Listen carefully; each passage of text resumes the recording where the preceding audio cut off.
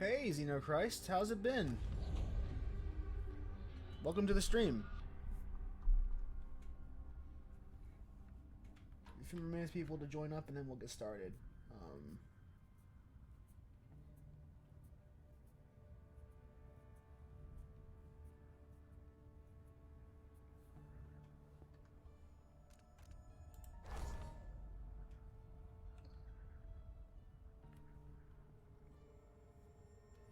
Same.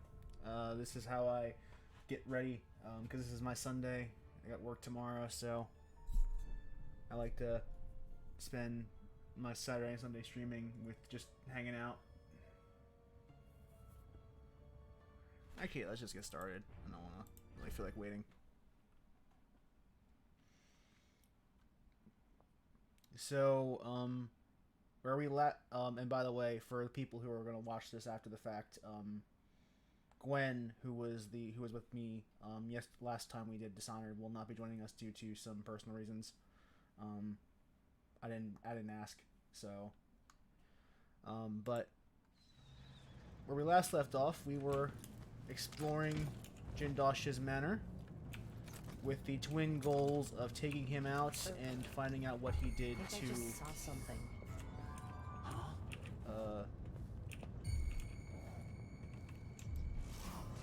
What?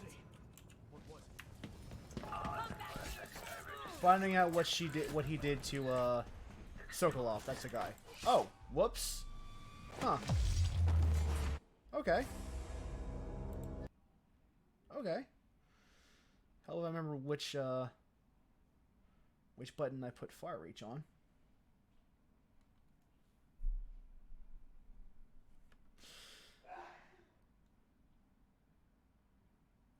We were playing on a custom difficulty that makes the combat super hard, but the stealth relatively easy. I was just a little sloppy. I think I just saw something.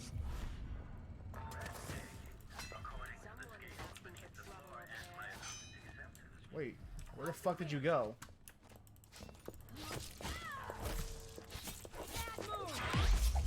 Okay, that works. You're quite close now. I can't remember any other visitor getting so far. You feel pride, anticipation. Oh, this should be shadow form. And that's how we'll get through the vents. And over to Jindosh himself. My wall of light, the original Sokolov version, is elegant but effective. This one has been perfected by yours truly. You've managed to deactivate my wall of light. Yes, yes, you're so smart. You can see what I'm doing. I'm so happy for you, man. I really am. Gutter Feast. What does that do? That's gonna be for mana. Pass.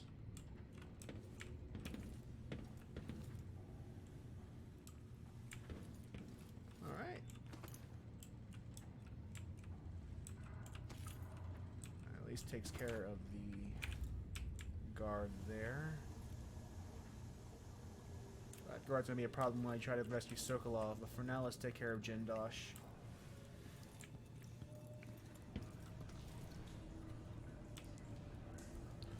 So I really... we haven't done a lot of exploring yet, but we're going to, but I really appreciate this level. This level is basically Arcane showing how awesome they can be with level design. Because there's so many intricacies to this area, and there's so many things you can do within the area because it is made of clock. Because like every room is interchangeable. There's a lot of different ways you can do some really rad navigation. Like what's coming next, stranger. Okay. This playback indicates some detection without certainty. Okay, why can I not reach up there? Scouting. Why am I not being able to reach up there? Okay, whatever. are going to pop no a mana potion.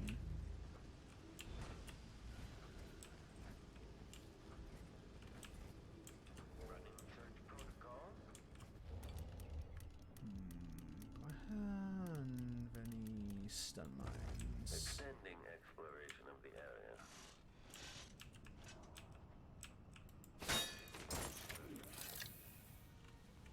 Search playback.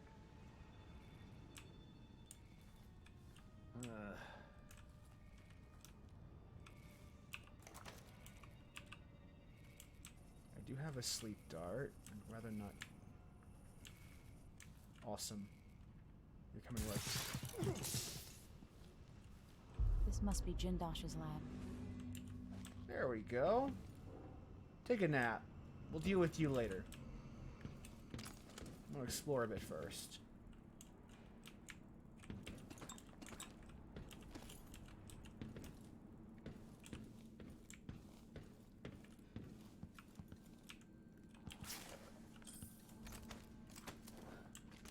Is anything? Oh, there's a ruin on the lower level. That's cool. Good to know. I'll probably get that at some point. So what I find interesting about there should be Clockwork Soldiers somewhere around here. And the cool thing about the Clockwork Soldiers is that they don't count because they're not humans. Killing them doesn't count as a kill for chaos. So even if you're playing non-lethally, you can still use violent, lethal tactics against them. Make a note. Remove this playback after the final field test. Playback for detection registered. Still idling. Take this opportunity to increase our protection. That's one. Now I'll just figure how to deal with the other one, because the Clockwork Soldiers have eyes on the back of their heads. Literally. But unlike the guard, killing them doesn't count for chaos, so gives you an incentive to play around a bit, actually. Playback indicates a young woman, armed, detached, magnetic, or combat prop displays if the machine is successful at putting down a combatant. Okay, maybe I should go the stealthy route. Maybe I shouldn't have done that. Maybe.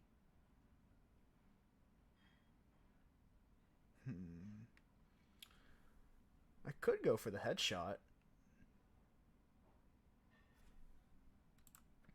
Anyway, a couple people joined the chat now. How is everybody?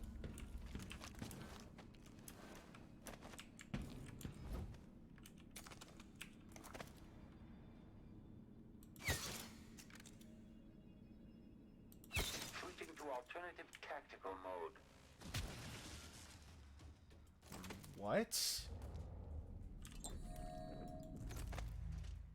Triggering electrostatic discharge. Stand clear. Combat protocol 8.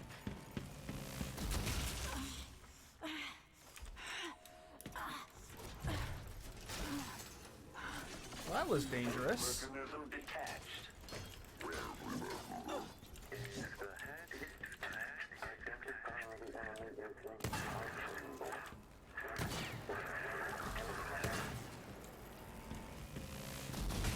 Okay, shut it down.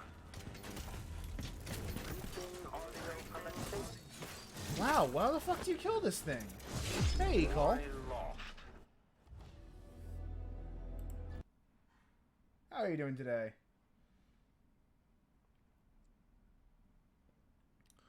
Okay, I could just sneak around it. It wouldn't be that hard to do if I actually wanted to. But I really wanted to die. I really wanted to die. I wanted to die so badly. You have no idea how much I want this thing to die.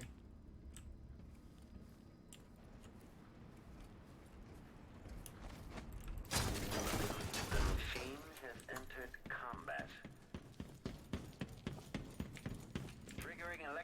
Automatic discharge. Stand clear.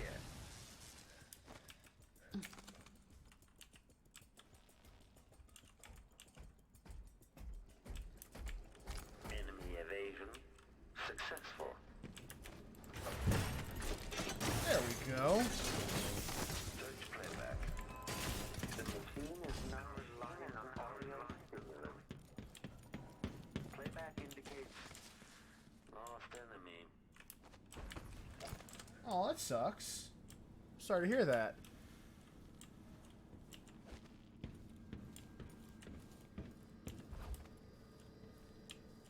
Relying purely on audio playback. Wait, what the fuck? Power protection. Quarry lost. Take care, Recall, assuming you're still watching. If you're not, still take care, just... You know.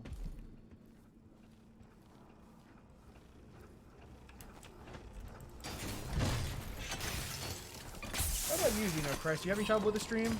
Stream going alright on your end?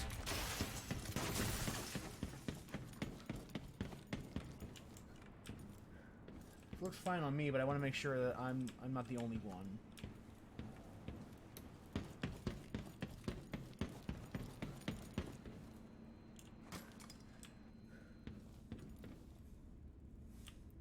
Alright, well, come up here, my baby boy. Mama's gonna have a little special treat for you. What is this thing?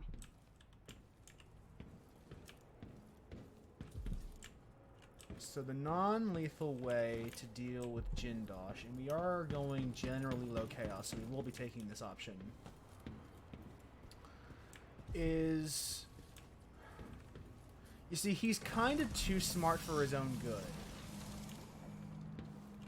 So your answer to that is to use his own device to rob him of his intelligence.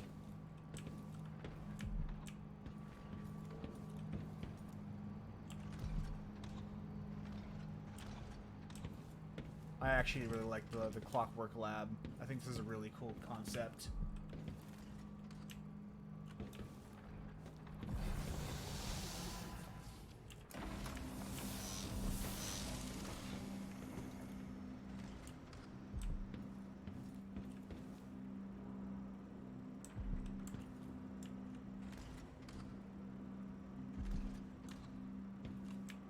This thing takes a while, though.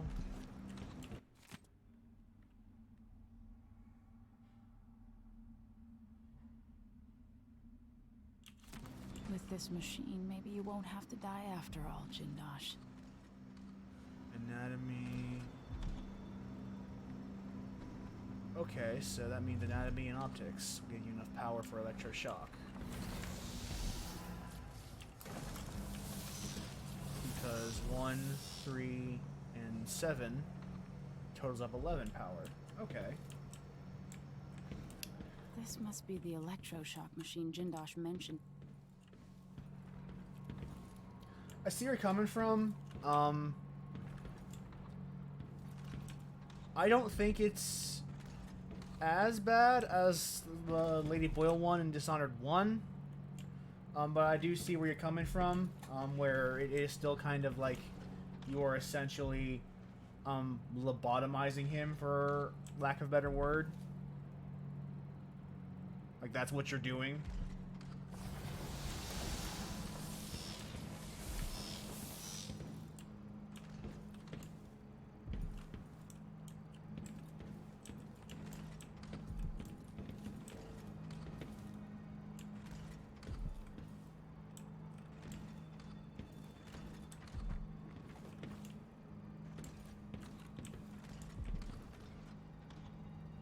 I will admit, it the actual moving and reconfiguring, while it is really cool, takes forever. The electroshock machine should work now. Anton Sokolov, 1 you did save Sokolov, and he was as big a tool as Jindosh was at the time. But, I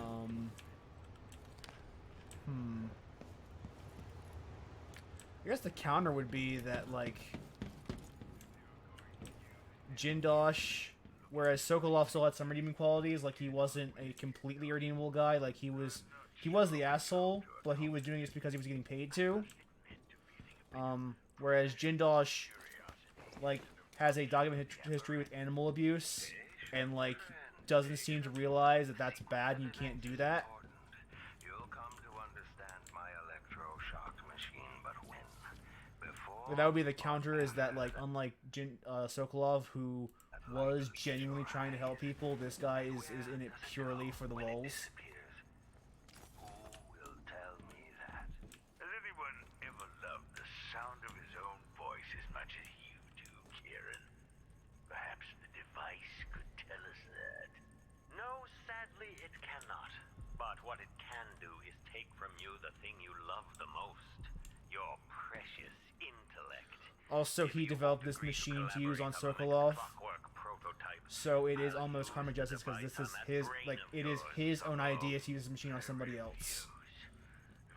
Whereas Sokolov never went out, like, well, okay, he did do the plague thing, and he did, like, injure a bunch of people, but it wasn't out of, like, petty revenge because they wouldn't listen to him. It was because he was trying to solve the plague.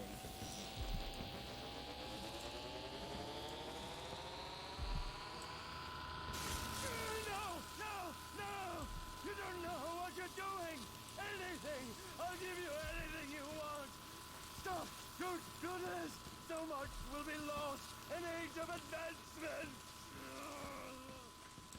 So the idea is that, like, unlike Sokolov, who is redeemable morally, even though he is a dirty, underhanded asshole, It had to come to this, Jindosh. he is still redeemable in a way. Whereas Jindosh is basically Elon Musk, and that, like, there is nothing you can do. Like, he is unsalvageable.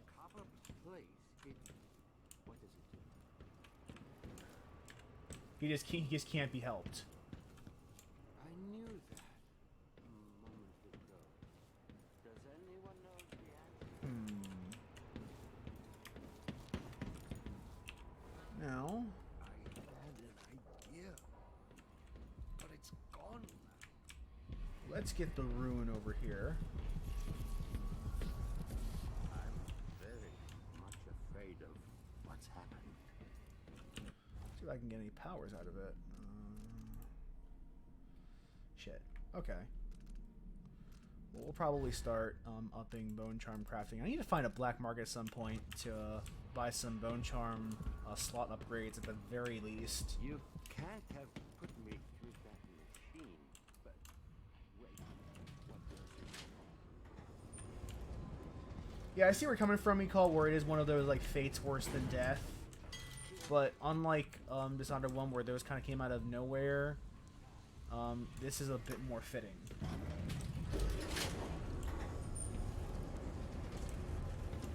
It's set up a bit better in my opinion. Of course, that's always up for debate.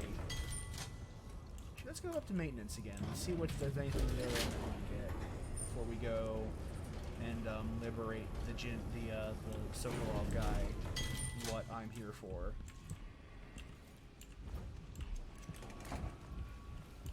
I also love that you could literally just get here and then sneak in, like, through the back way. Like, I find that really cool. There's, like, an option to just sneak on the roof or around the building to get here. Like, that's really cool. That's really fucking cool.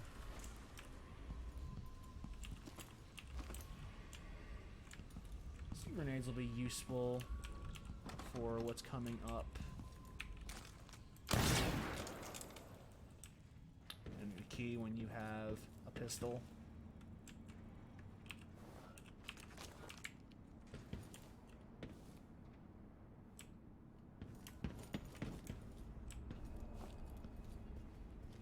I really do like this setup, the whole clockwork setup of this lab. Like, I gotta give Jindosh credit, he's a smart dude. kind of like a smart in the Elon Musk sense of his inventions are kind of bad for people, and honestly bad for society, but they are clever.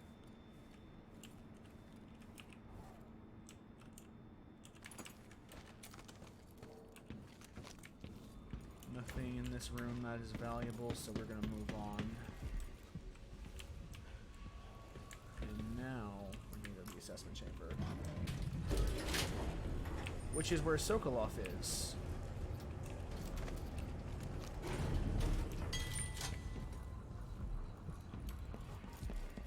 Also keep in mind that this is also the same guy that will literally use intruders and guests as test subjects. So he's not a good person by any stretch. And yeah, not that it was Sokolov necessarily in Dishonored 1, but at least he had something he was trying to do.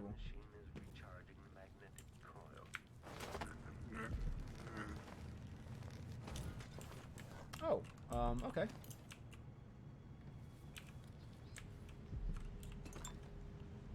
Now let's actually use that sticky grenade.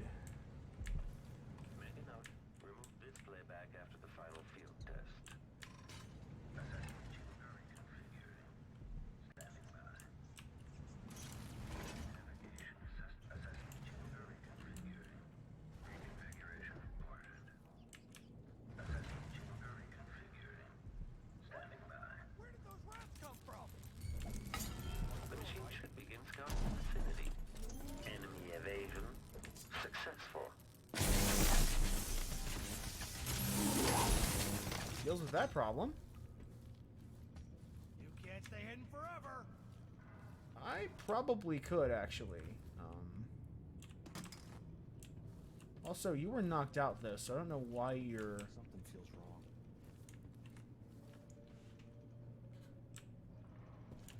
Yeah, I do like the design of this maze.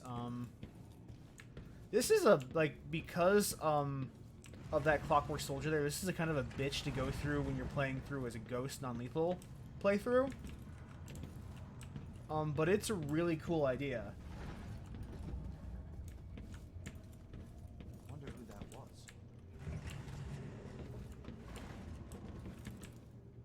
I hate that you had to stand here while the maze is reconfigured. It drives me up the wall. Oh, hi. Hi, guard.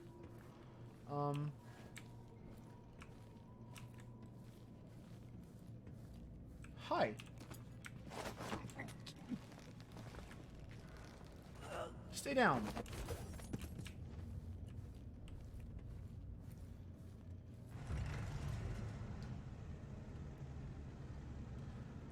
I love that they use the wood to signify which one is the right one to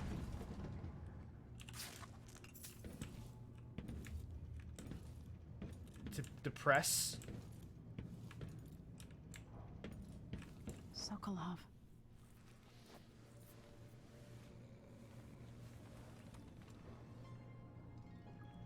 I also like how Emily much Kaldwin. older Sokolov is. Like, they You're visibly here. aged him up. Things have gone further than I thought. But Kiran Jindosh? Not dead, but I used his machines on him. His mind is not what it was. You were an interesting little girl. You've become a fascinating woman. So to answer your question, Kelly, as to why he's here, the Crown Killer, Grim Alex, kidnapped Sokolov and gave him to Kiran Jindosh. Jindosh wanted him to use his brilliant mechanical mind to essentially aid him in perfecting the Clockwork Soldier so it could be mass-produced for the market.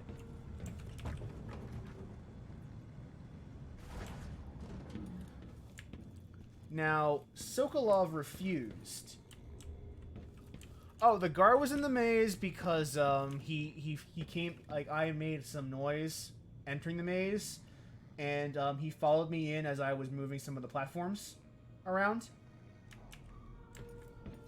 So he's there kind of because shenanigans happened.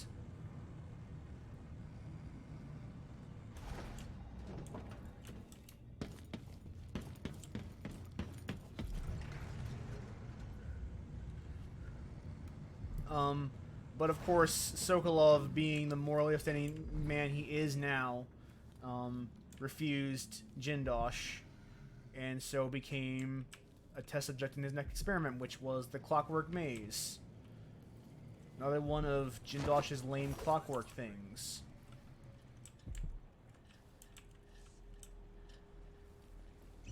But that guard is there due to shenanigans.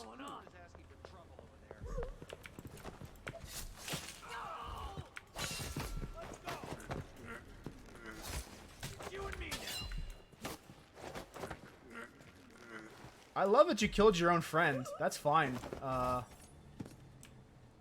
Whatever works for you, sweetheart.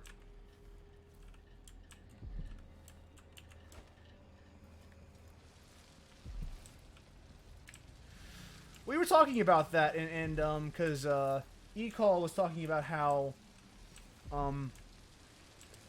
unethical it was to kind of rob Jindosh of his intelligence, but like Jindosh is a real asshole whose inventions are well, really technically interesting, honestly not great, and honestly pretty ruinous for society. So, while like you could argue it's not ethical to rob his intelligence in that way, he's certainly not helping himself.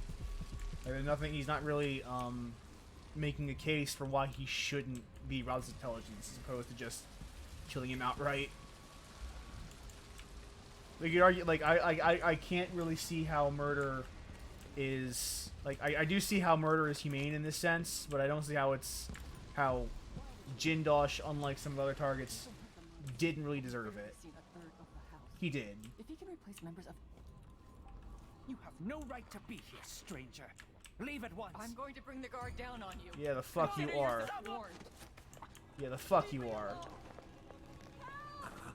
I was content to leave you alone, but now I gotta choke you out. Not right. Someone, protect me. Help me. Someone, anyone. Where are you going? You're not gonna die. You're not gonna die, but you really need to be quiet. Okay? Okay. Quiet. The nerve of some people. Holy shit. It's like I'm burgling their employers' homes or something. The nerve, you know? Look at these guys. I can't believe they were so loud like that.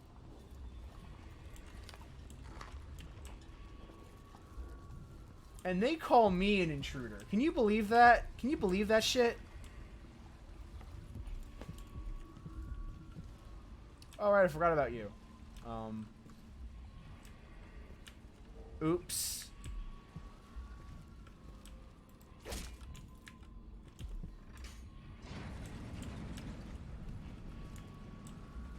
Anyway.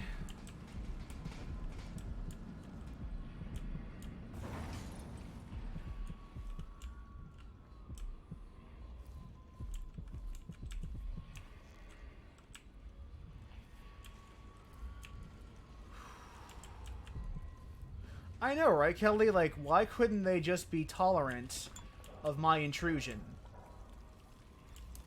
This wouldn't have happened if they had just been quiet the whole time.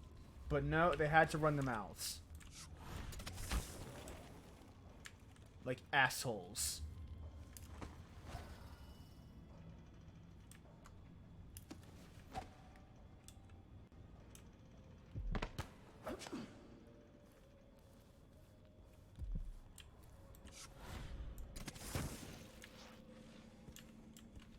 Okay.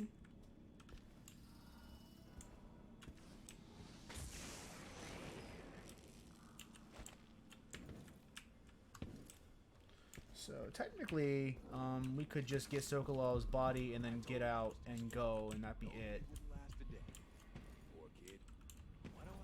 But I am in the mood to collect some useful tokens. Again, the association with the flies with the bone charms, just like the rats in Dishonored 1. Kelly keeps saying the right thing. Why couldn't we engage in a reasonable discourse? Yeah, that's would be cool if I had some room.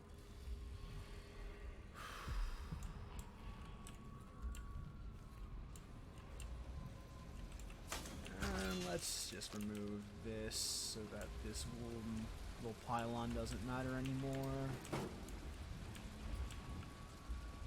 I love that you can actually destroy the elevator if you want to.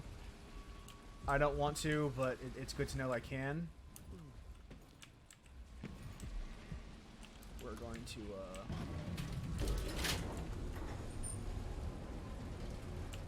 head up. So what I want to do is I want to get the bone charms in this area. Who's that? Oh. Okay.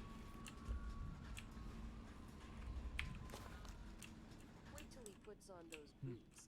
Nothing the then. Surprise I left for him, idiot.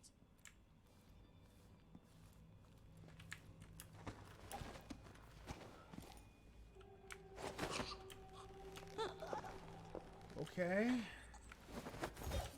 I'm going to go as non-lethal as I possibly can, Kelly.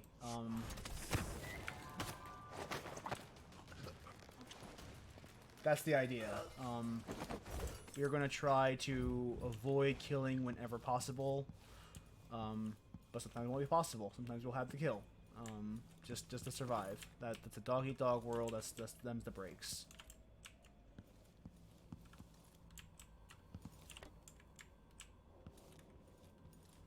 But the idea of this playthrough is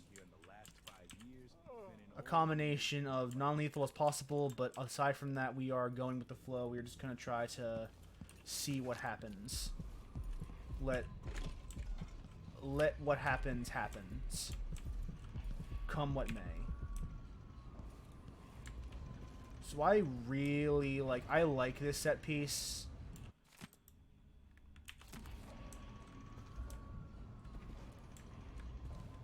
Yeah, you can climb the elevator shaft without actually using the elevators, but I find really cool in this game. You're right, E-Call. That is a really clever little mechanic they add.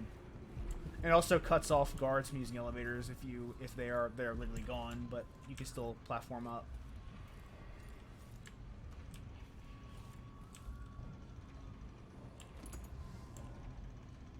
Inoperable. So obviously this bedroom can be reconfigured. And as you can see, there's a storeroom.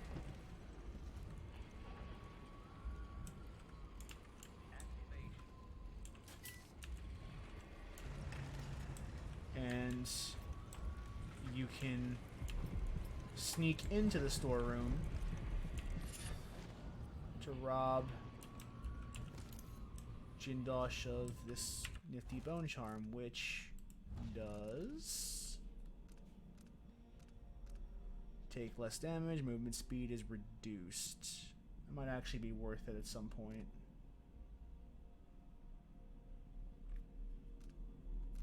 Oh, life bomb. When you heal yourself, your summoned duplicates are also healed, which I probably won't actually need to use. I might break that down for parts, actually.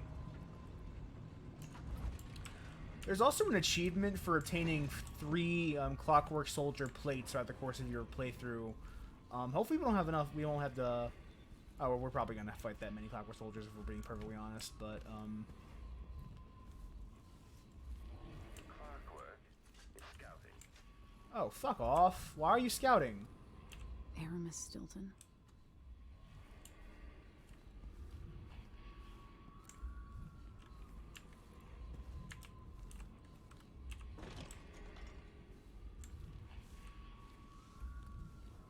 Yeah, there's so many really smart things about this level.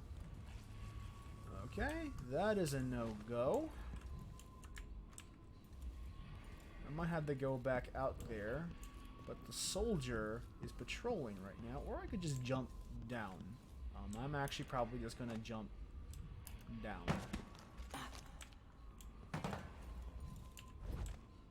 Okay.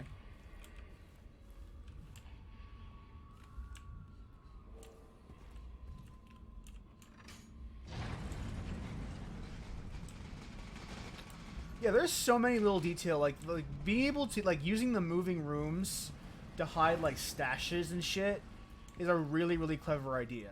And I kind of applaud them for doing that. Like, I'm sure there's treasure stash in here that I also... Oh, this is not the guy I want to carry out. That didn't kill you, did it? Okay, you're still you're still not out, even though I threw you down a flight of stairs. Yeah, this is the guy I want to take out.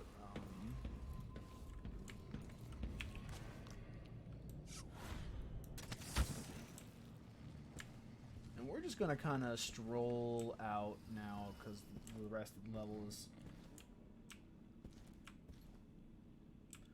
Yeah, you're right. That is also really fun when you seal off a room you made just to fight a guy, and then ambush them with it. That's really fun.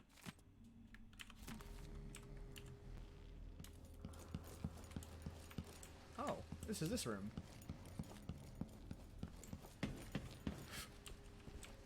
So we are going to elevate this a bit so that we can go.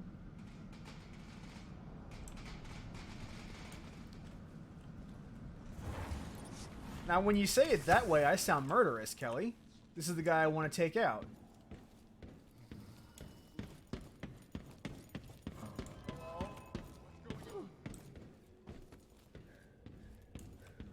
I can honestly care less if they hear me, because I'm in the middle. I'm in the walls, baby.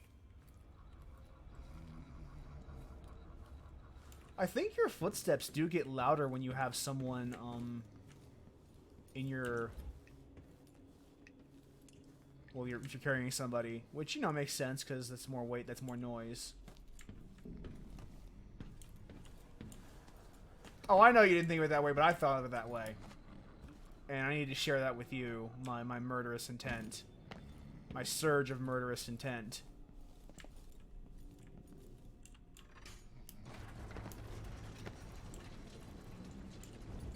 Playback for detection registered.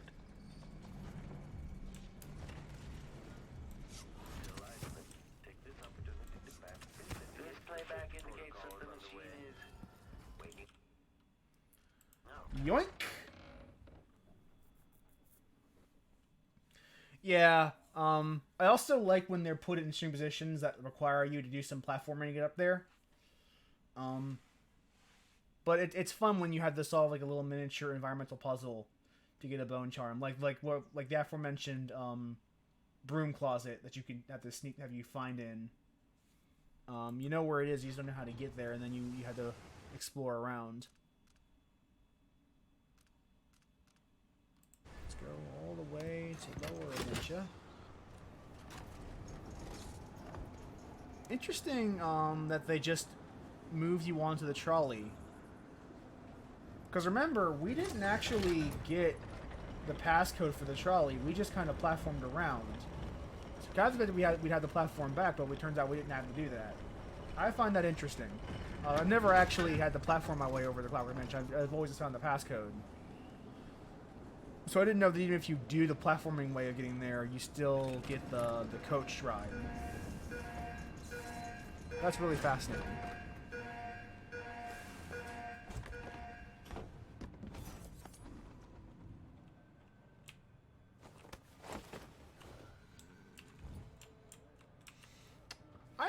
I like a mix of both ones that are easy to pick up and ones that require some platforming challenges. I like having a little bit of both in my bone charms.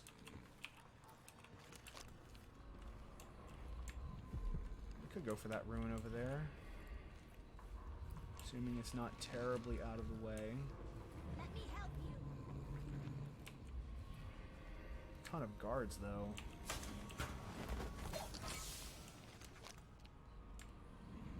Okay. Please don't get lost on me, Sokolov. I kind of need you.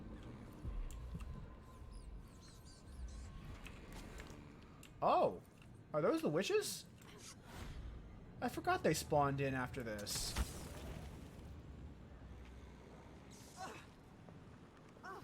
Holy crap! Huh? What? I can't wait to talk about cracking the slab. That is a really, really awesome mission for several reasons. It's also really odd that this game and Titanfall 2 came out in the same year because they both had that kind of mechanic, like based on a single level, and it's a really, really interesting mechanic. I don't know if it could carry a whole game, but I feel like they could do more with it, with that mechanic, than just the one level.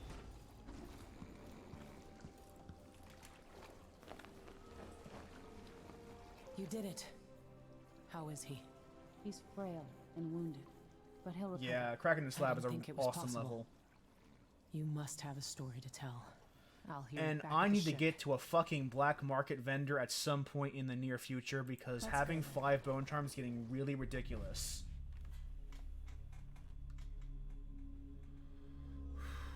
Ooh! Assault non-lethal. Whoops. Looks like I hit a few guys. Looks like I hit a few guys pretty hard in the back of the head.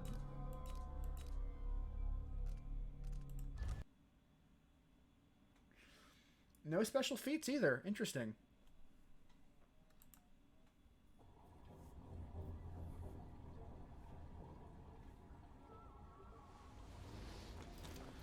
I like the loud and boisterous non-lethal. Oh, this must be in the void. The void, but somehow different this time. I remember this. This scene kind of sucks ass. Surprised I can pull you into this place? The outsider marked me long ago. I made you flee your precious tower and turned your father into cold stone. How difficult for you. But when I was young, sweet Jessamine and I were closest sisters. So I think Delilah is pretty lame. Emperor Kaldwin had another daughter, born in shame to a kitchen maid. Am I dreaming? If not, how is Delilah doing this? I do like that. Like, I see what you're talking about, E-Call, and we'll talk about it more when we get there, but I like the mechanic, and I want to save my conversation for it until we actually get to that level, but it's a really, really cool mechanic. You said that last year. Jessamine's younger than me, and she's a court every day. Well, it's complicated. You'll understand someday. What did I do? I'll be good. I swear. Next year, I promise. So here's the thing with Delilah, and it's that whether or not she has legitimate claim to the throne, and it's heavily implied that she does because she is the daughter of the Emperor, she can't prove it. During the day, Jessamine and I played games in the tower. But at night, I'd go back to the servants' quarters to cockroaches and thin gruel.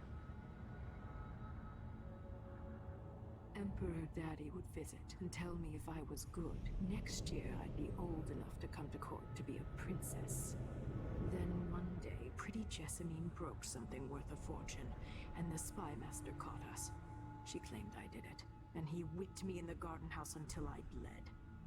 My mother lost her kitchen job, and that night we were out on the streets with no place to sleep. Question is why can't she just kill Emily whenever by pulling her into the void and stabbing her like right in the heart? And the answer is lol plot.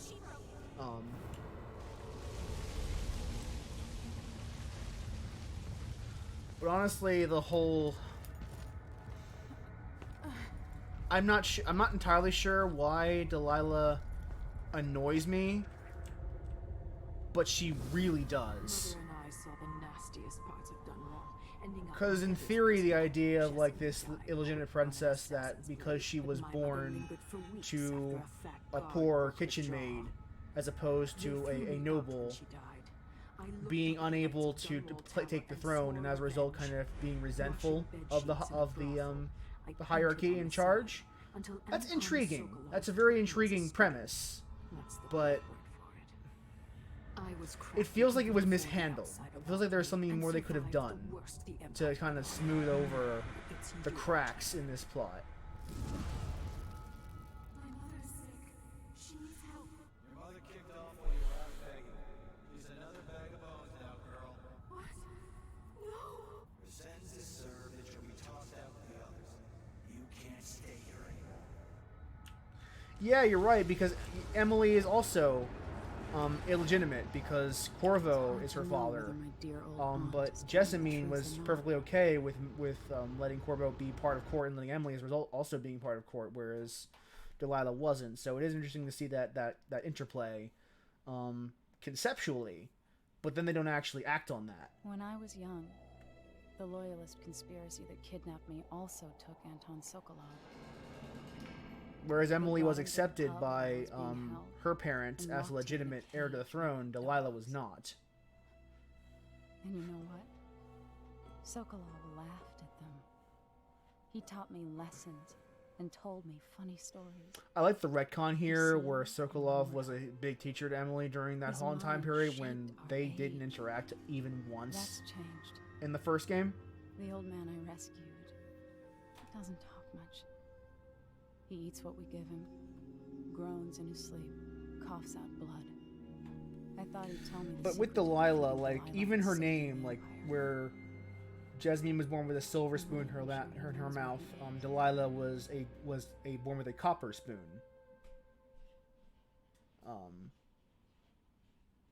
Delilah Copper Spoon being her name. Like, there's definitely a lot of thematic content there that they don't really act or even really even imply. Even in the void, if only I could do more. Mother? That wasn't a dream, was it? Am I to blame for Delilah's bitterness? No. She's the one who orchestrated the coup. Our decisions have weight. I feel my time drawing to an end soon.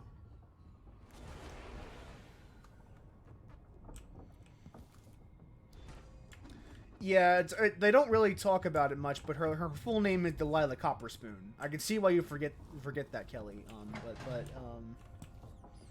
That's the theme they're going with is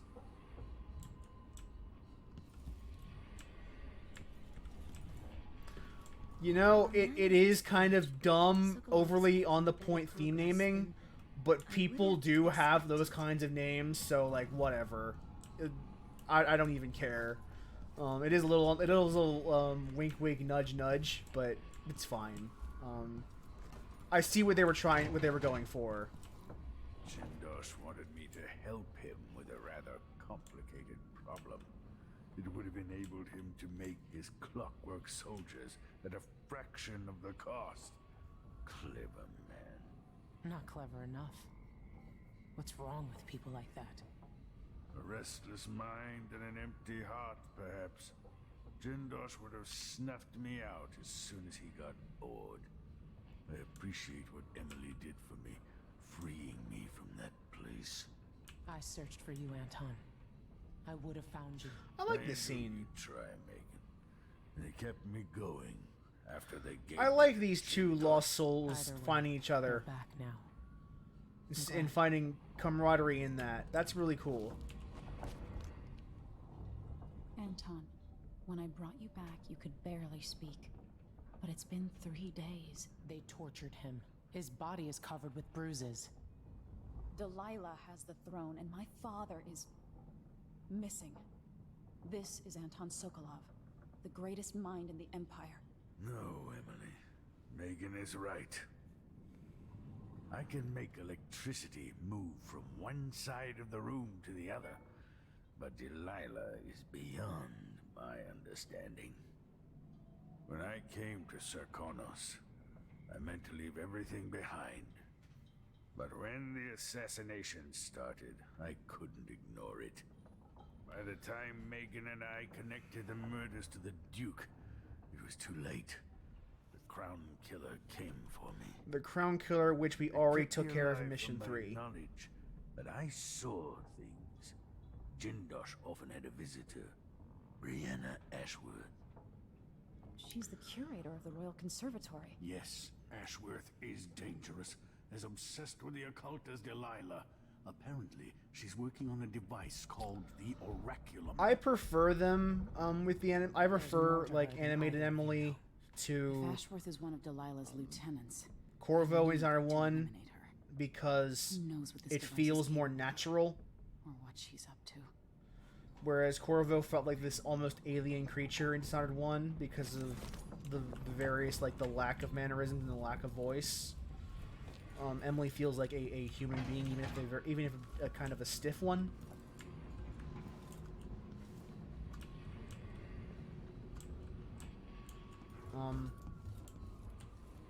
But going back to Delilah, I would like them to develop that interplay between the poor and the rich class, which they ended up doing really, but more so in Death of the Outsider than in Dishonored 2. Medicinal supplies are low. Like they could have done a lot more with this premise. Warlock's liver and some leche thistle seeds. Is there anything we have? Meet me at the skiff when you want to set out for the Royal Conservatory. Okay, so we can just go to Brianna Ashworth and deal with her. But more importantly, deal with the black market because I need some bow and charm slots at this point.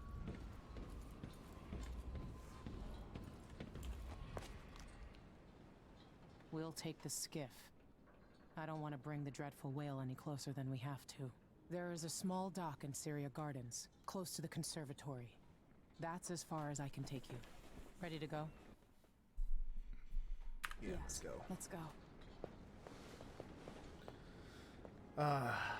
The raising up your shirt to be sneaky sneaky.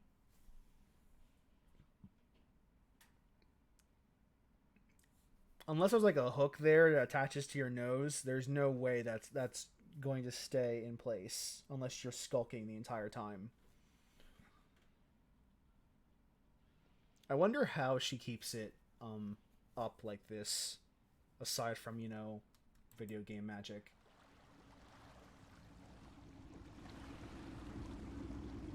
There will be a Grand Guard presence outside the Royal Conservatory. Inside, be prepared for anything. Ashworth runs with an eclectic crowd. They'll be the real danger. It's funny because she Someday used to I'd like run with the know same more crowd. about how you met Ashworth. I know you would. Trust me. Ashworth is important to Delilah. Which brings up something else. You might be able to exploit the Abbey of the Everyman in removing Ashworth from play. Turns out the Vice Overseer in Karnaca has been watching Ashworth from a hidden outpost near the Royal Conservatory. Check it out first if you want more options. Remember, if she's still working with Delilah, Ashworth is a grave threat. Thanks, Megan. See you soon. Okay. So we need to find this black market in like now. Our furniture workshop. How long do we have to wait? Long as it takes. We'll be picking up balusters and spindles made of zirconin umberwood. I thought the old Duke Theodanis outlawed umberwood export to protect the trees. I can't keep track of all the decrees. My client's refurbishing her gazebo, adding an exotic southern touch. I don't get All right, now let's pickpocket and choke you out. because it reminds me of good times. But what's the point of buying wood from a country you never visited? Lady Shersha has money, so she gets the wood she wants. Now I got my A's and Z's. Is someone singing a botched alphabet song? What the fuck?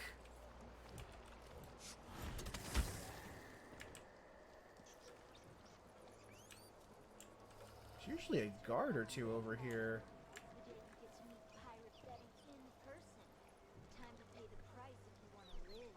No, please! I have nothing. I'm just a poor maid. I see you've heard the stories about Pirate Betty. Well, terrible things I've done to the fools who refuse to give up some trinket or a bag of coins. Have mercy! Don't hurt me! Should I start by cutting off your nose? She is getting assassinated. Help me! Or maybe I could sign my name across your forehead with a knife. Use you as a human billboard. Help! Murderer! All right, no one's coming. What a bunch of cowards. We'll try it again later. Okay.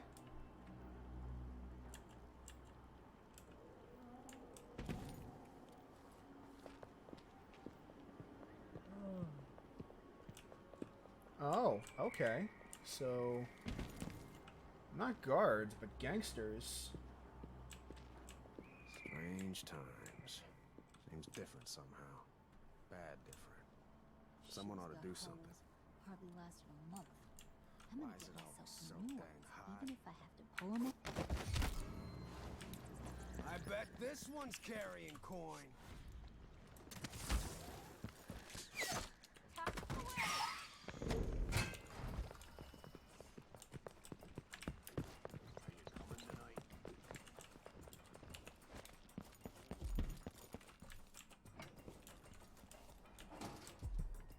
Whoops! Welcome. Obviously, you are someone with refined tastes. Now let's buy shit. Welcome to my shop. Say, an acquaintance of mine is supposed to be holed up in an office overlooking the Royal Conservatory. Check on them if you're headed that way. I'd check myself, but the streets are locked down. I'd make it worth your time. I'll think about it. See anything you like? I always love that your antagonists respond to, "Can you help me?" with a non-committal, Welcome "I'll back. think about it," because they Please, can't guarantee take you'll your be time. interested in actually doing the quest. Ah, talk you want upgrades. blueprints for better weaponry.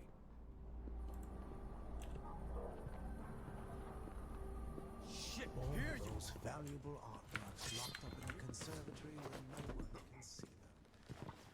Truly a shame. Well, you shouldn't have done that. You shouldn't have done that. You shouldn't have done that.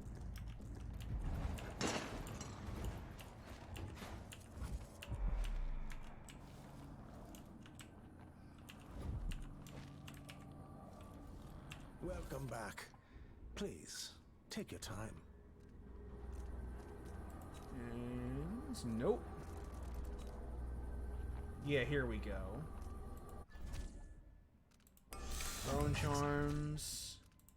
Tons of bone charms. Crossbow bowl.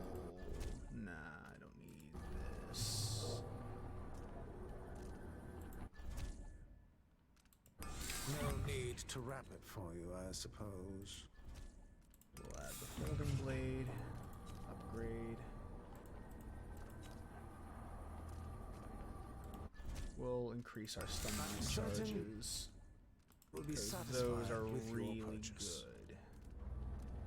I look forward to the day when I can reopen my gallery. Let's upgrade our crossbows. Accuracy and range. Let's see what items there are for sale. We're gonna buy this rune. The district is so quiet since the conservatory was closed. This save combo. And we're gonna store some sleep toxin. Alright. Farewell, and Finally. do think of us again. Now let's stock up on some fucking bone charms now we have the room for it. Holy shit.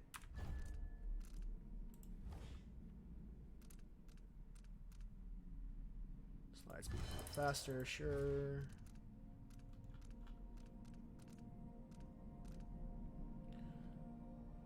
Armored bones, less damage, but movement speed's reduced. Nah. Spirit water, useful power. Healthy appetite's a good power. And once we start getting some bone charm crafting in here, things are going to get real nice. Once we start upgrading that a bit.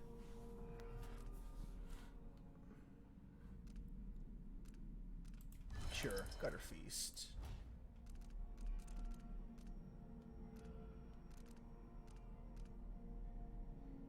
Here's have more health. Enemy grenades sometimes malfunction. Yeah, Kelly, if something happens, the shop will just shut down, and once the coast is clear, he'll open back up. Like, that's what happened. The shop closed down when this guy came in, and then when I took care of him and the combat was over, he opened his shop back up for sale. They do have a protocol for shutting down the shops if something is going down. I recall there being one more guard or one more gangster over here. Hey, there you are. I'm gonna choke you. Or I'm probably gonna slam your face in the ground, actually.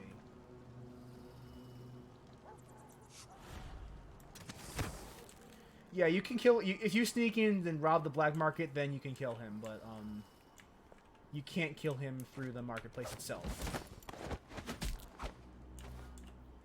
Youch. That looked painful.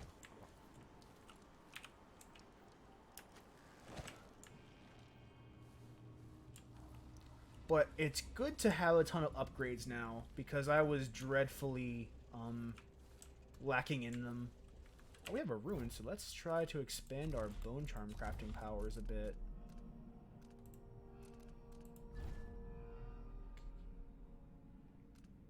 The chance of corruption is reduced.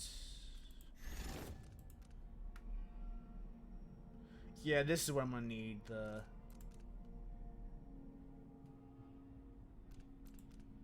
Yeah, I'm gonna actually want to do all of this, because I'm gonna want to start breaking down bone charms into runes towards the end of the game.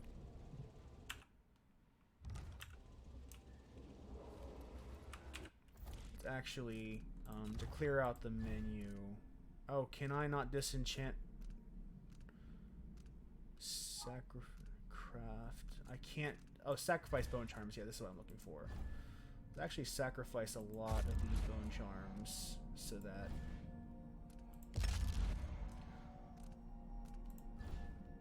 Oh, we have. I just mostly just want to clear out the inventory of things I know I'm never going to equip, since I have the full. Sweet. I'm not going to equip any of these, so I'm just going to take the whale bones from them. So that when we do start crafting, oh, I can't craft a rune until I actually unlock the trait.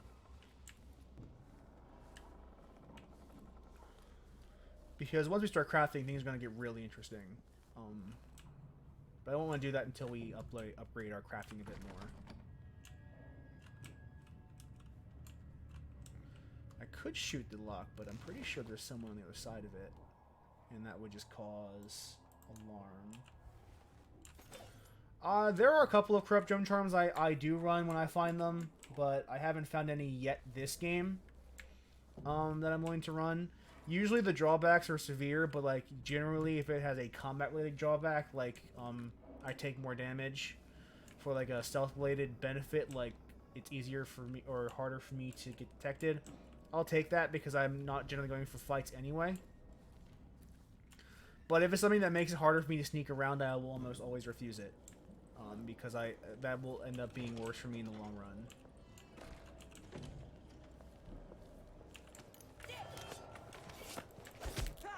This head of yours is worth its weight in silver. She's wounded! Wait for my orders. Let's finish her! You aren't going anywhere! The reward is ours. Let's go! This is a mono black control deck flail. As you can see, they use Tormented Scarabs to ping me for game. Really, really strong deck. I could really not have a chance against it. But we will not be going in that direction this time. We're smart people. We learn from our mistakes and we go up. Or we don't go up.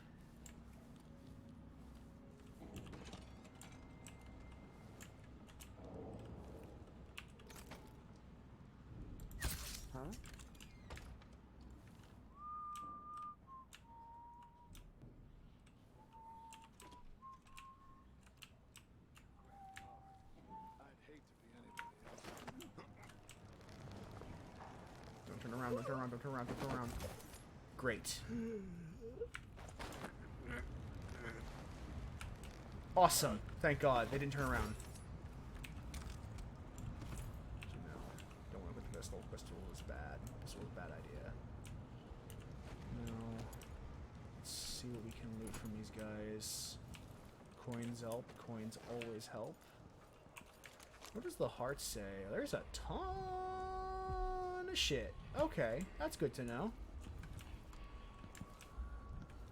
Nothing over here, but it's definitely stuff we're going to be interested in getting at some point. Maxed out on health potions. See, I'm 10-10. That's pretty good. We suddenly went from in the shit to in pretty good shape. There's the back end entrance. Let's choke out this overseer before he wakes the hell up.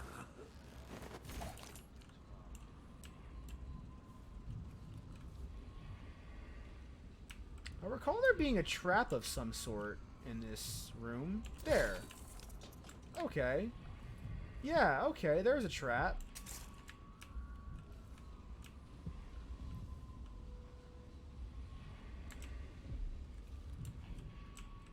My volume is pretty good right now, Flail. I don't know what we're talking about. I'm looking at my audio levels. They look fine. Is anyone else having audio problems? Or is it just, like, how do I sound?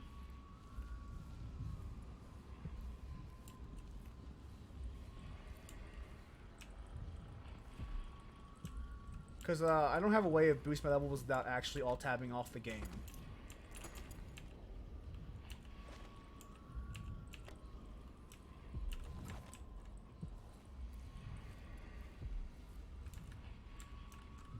Try turning your stream up, Flail, because I put the game volume down.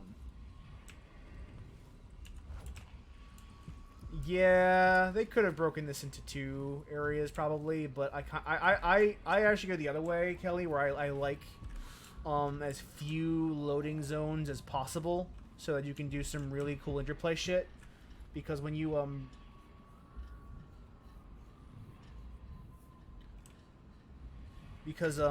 when you break levels up into different zones, then you set a finite interaction field where once you cross over into the next zone, anything from the previous zone basically can't touch you anymore. Whereas if it's all one zone, you can still do some interplay between the two areas. No, the technical officer came by and said it was fine. He looked at the wall of light, then climbed up to check the windmills. All good. Why? Yesterday, the wind kicked up so hard I thought the windmill was gonna fall apart. The wall of light was flickering and sparking like crazy. I've seen that too.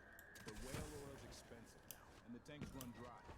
The wind's unpredictable, but it's still better than a bunch of howlers running through the checkpoint and knifing us to death.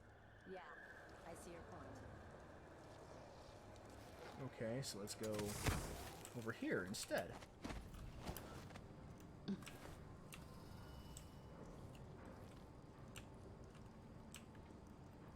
Let's go and try to go over, but it looks like that's not possible because of the spike fence over there, so we gotta go around this way instead.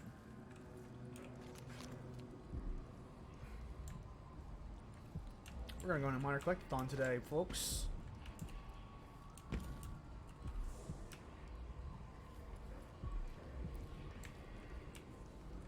Okay, that's a good start, is that outsider shrine.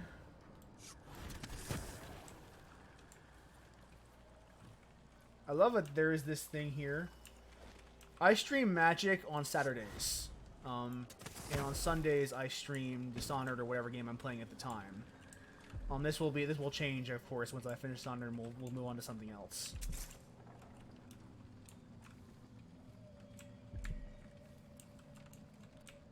I love that the chat knows as well. Oh man, you guys are so incredibly loyal. Man, you have no idea how much I appreciate you guys just being here.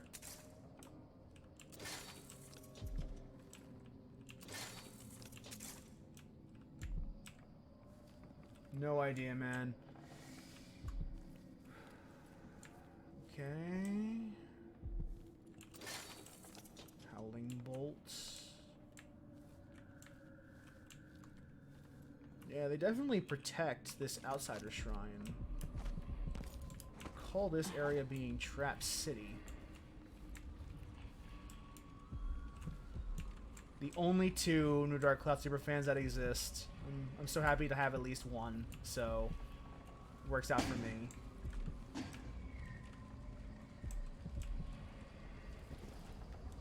I like the tripwires, because if you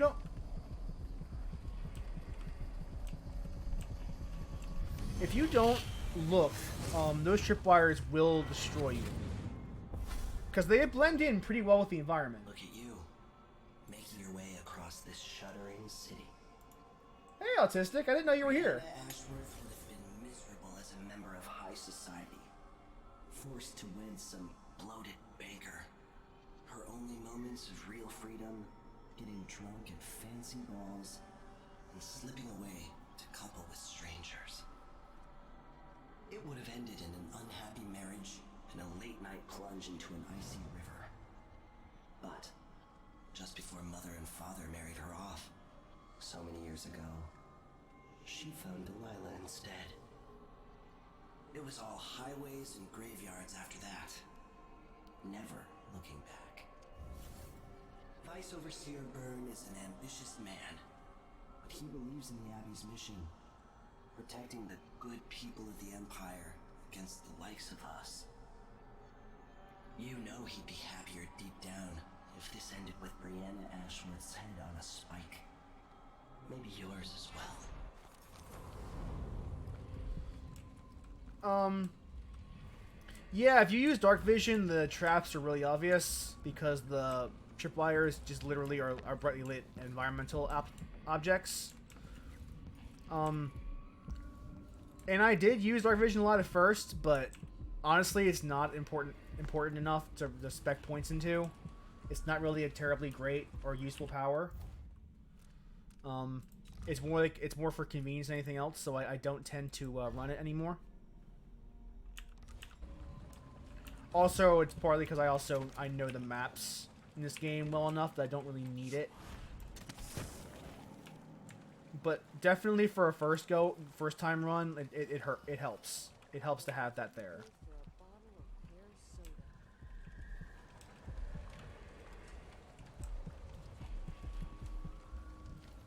Eventually, though, dark vision gets obsolete just because you learn the maps.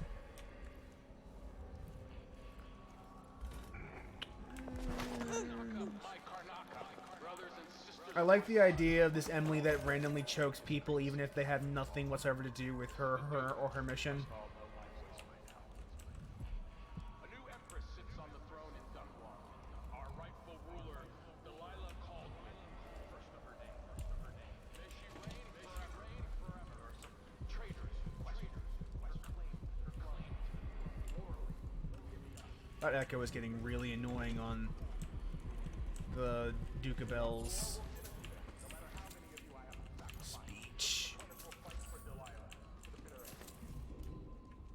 Are there any guards here?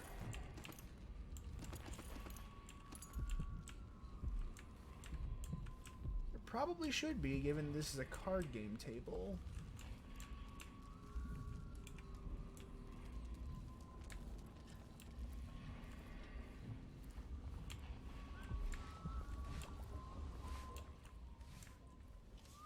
Nope! You are not looking at me. Don't you fucking dare look at me!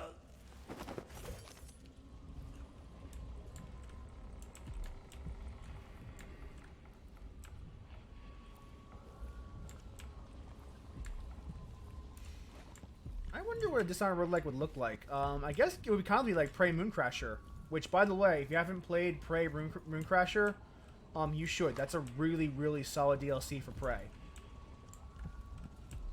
Also, if you haven't played Prey, you should play Prey. That's a good game. That's a really good... That's like what System Shock should be.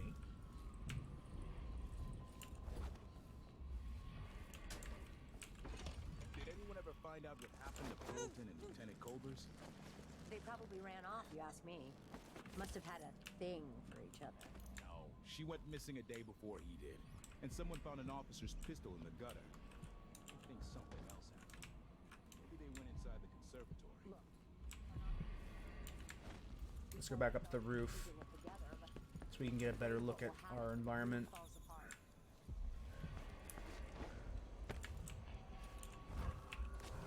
Platforming is a lot easier from the rooftops.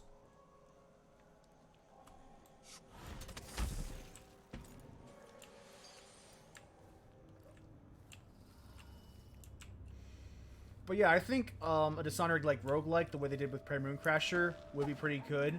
Like, I didn't think immersive sim and roguelike would be a great pairing, but Prey Mooncrasher really did turn me on to that idea. Like, that's a super excellent game.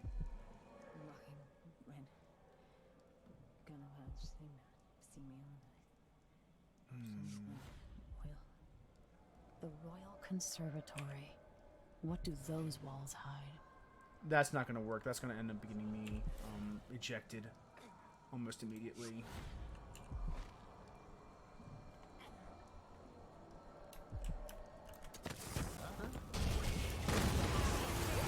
Whoa, okay.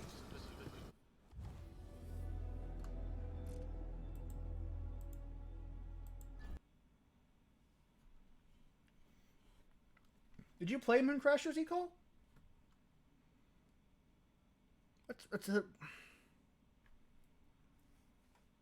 The way they handle the way the characters operate, the way that progress is carried over between runs, it all really encourages you to kind of experiment and just kind of go ham in a way that like the base game just doesn't in Prey.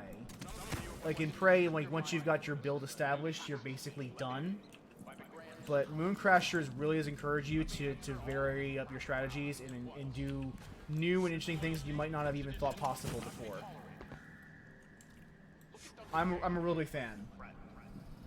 I think Dishonored could do a similar thing.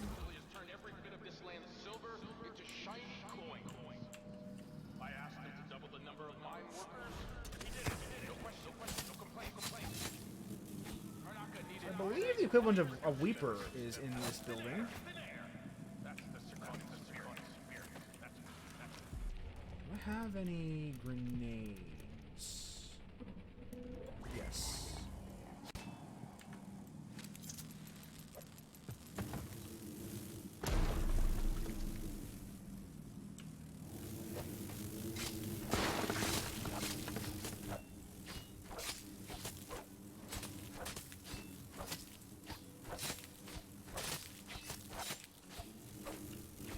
I really like Prey. I think Prey is an amazing game. And I recently played that game again on New Game Plus. And the New Game Plus mode is really good. Okay. Oh, it's all right, my lovelies.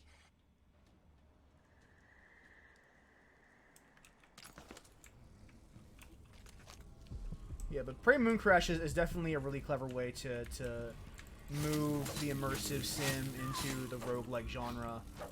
Really clever about it too.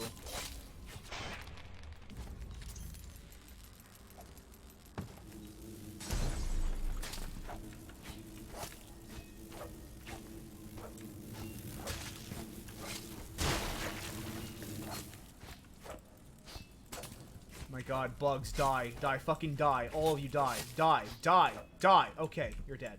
Good.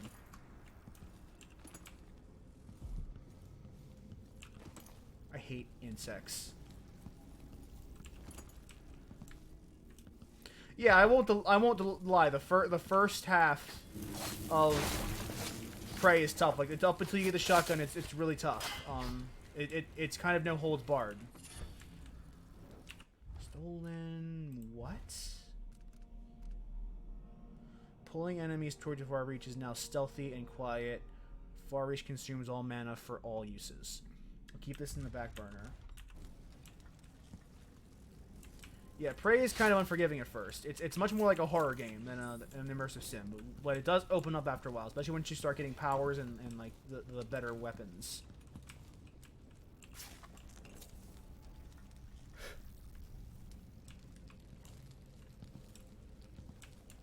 I think I have the code for this one.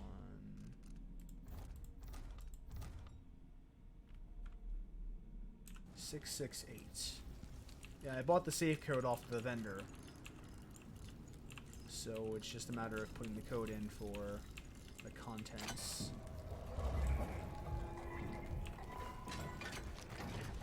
Should be some valuable loot here.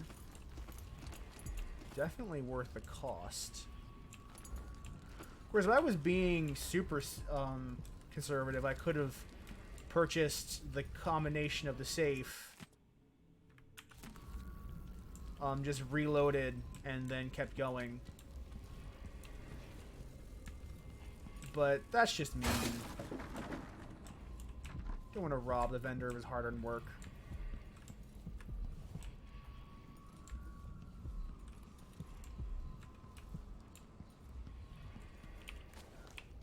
Now I believe this up here is fucking super trapped. I'm gonna save real quick.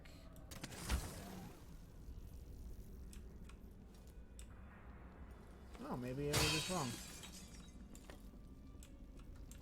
You know what, since we have a spare potion, we're just gonna pop one and pick it up.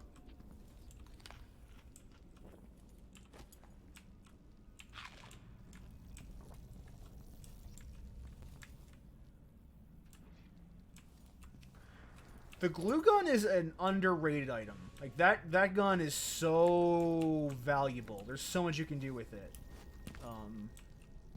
Like, a lot of the game is, like, you can do a lot of game-breaking shit with the glue gun.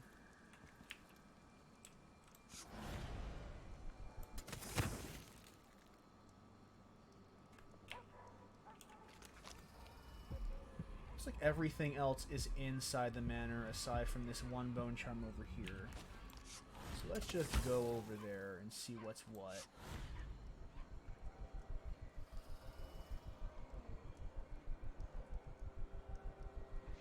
Okay, so let's hope that we don't get caught or just die.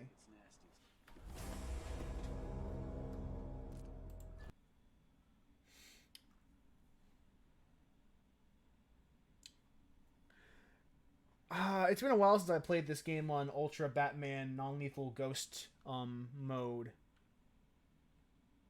But yeah, I can see that because that guard is right there.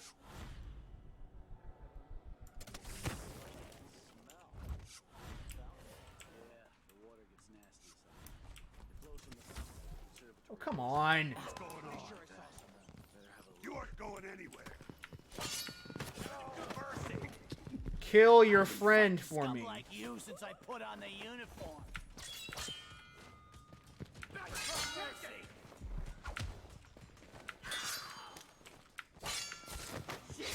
What the hell just happened?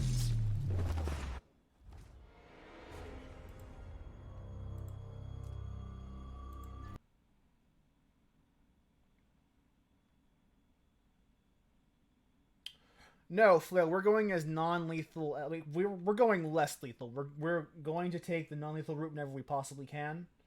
We're going low kills, but not no kills. Well, let's take this route. Oh, come on. Far Reach sucks.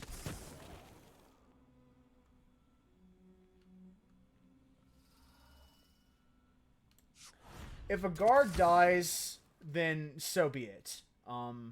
Nothing was lost. But we're going to try to keep the fatalities to a minimum. Oh, okay.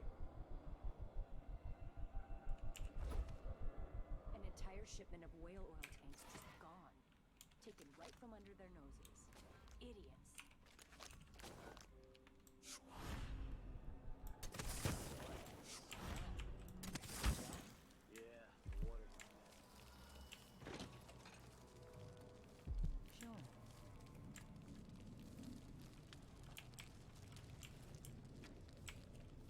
They're fine. I'll get the cigars tomorrow. Not this time. Want to buy one? Ah, okay, interesting. That's a really interesting run idea. I kind of like that idea. It's pretty cool.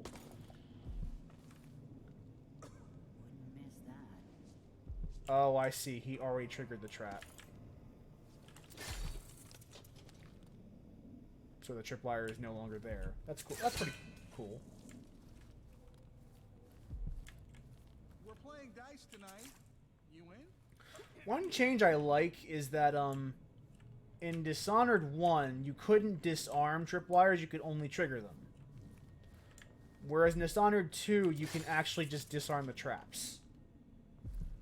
I like that. I like that little change, because it did make sense that you would intentionally trigger a tripwire if you saw it.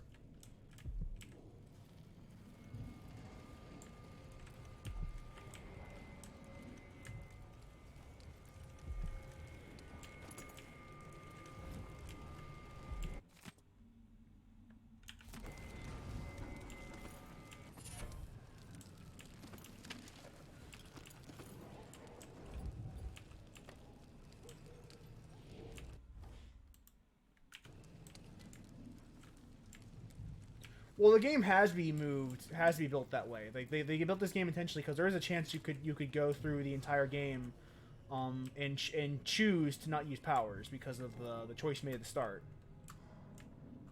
So they have to factor that in when they're designing the missions. The idea of a no power run. It would be bullshit if they didn't. But it is actually interesting how many little concessions they make for the idea that you might not have the super jump. Or you might not even have the blink or the far reach. And how many ways they implement solutions that certain powers could use to override concerns that a no power run might have. But a no power run is still perfectly viable in this game.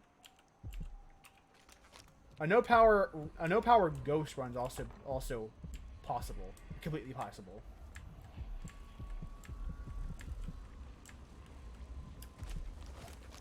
The conservatory. I wanted to visit this place with Wyman. She wanted to raise the blood briar, but cannot. After trying to make grave hounds for weeks, she gave up. You should have seen the twisted things she made. All snouts and teeth and tails. That's just the way it is, dear. You should play Thief then, Flail, because the guards in Thief are deliberately too strong for you. I'm talking about Thief reboot. I'm talking about like the original Thief games, Thief and the Dark Project and Thief: The Metal Age. Any of the gifts we receive is better than living under the boot. Because the guards there are deliberately designed so that you cannot fight them off. But it won't help Lucinda rise any higher in Delilah's favor. You will have to sneak attack them, or run around them, or you will die. They are too strong for you to fight head on.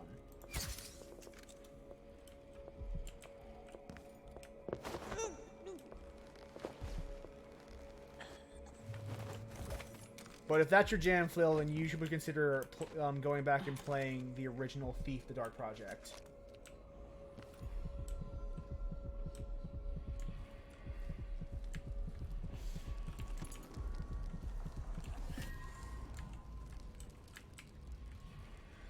You see, I prefer that kind of stuff to be player mandated runs, like challenge runs, as opposed to actual like hard-coded rules in the game. Because I prefer having the option for people who are not looking for that to still play the game and still enjoy the game, even with that there. That's what challenge runs and player runs are for. Is that kind of stuff. Like, by all means, do that in a stealth game because that's usually possible. But that's what challenge runs are for, because the fact is that's not going to be particularly popular, that kind of game. Like I might not even buy that, honestly.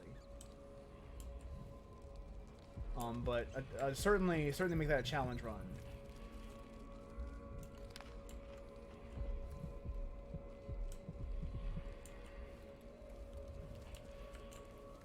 Because if you do have a kind of game where like you can't even sneak attack the guards to take them out, then you end up in the position where like someone who is not good at sneaking is just flat out not going to be able to beat that game.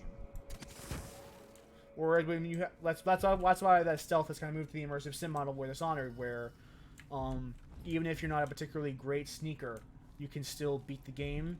Like the reason is because the game at the end of the day needs to sell, and if you want the player to make their challenge run and make their difficulty, that's one thing. Forcing it on them like that is kind of obscene. It's not fun for a lot of people. And that's why challenge run exists, is to give these kinds of games that kind of added complexity.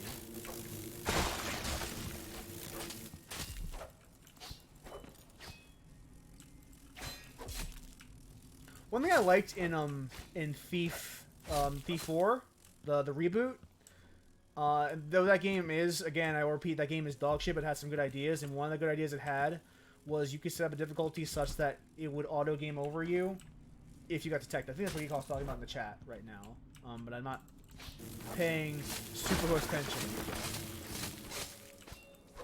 But that was a good idea. Like, that's something that, like, if you want that option, it's there. But if you're just looking to play the game the way you want to play it, you do not have to and should not turn that on.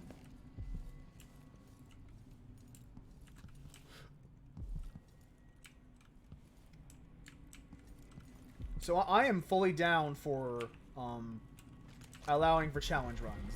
That's a good That's a good thing. But I am absolutely against making that a mandate, or making the guards like impossible to defeat. Recovery from falls slightly quicker. That's actually worth subbing out. Yeah, Gutter Feast is not something I actually make use of. So yeah, okay, we'll make use of that bone charm.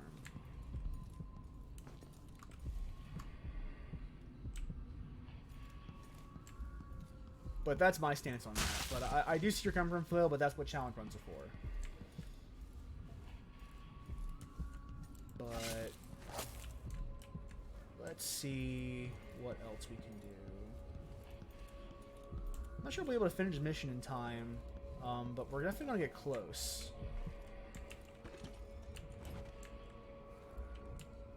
Please don't let anyone see me. Sleep the good sleep. Sleep the good sleep. There we go. Take a nice little nap. Relax. Enjoy the finer things in life.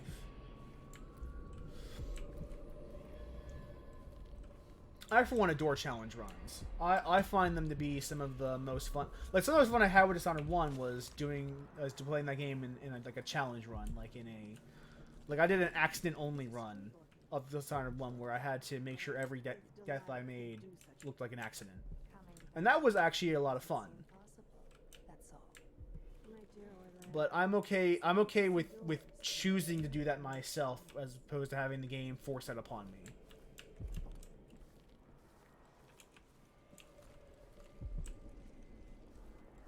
And that's why I like immersive sims a lot, because a lot of the cool stuff in immersive sims is in the way it lets players mandate for themselves the way they want to approach things, and the constraints they impose upon themselves.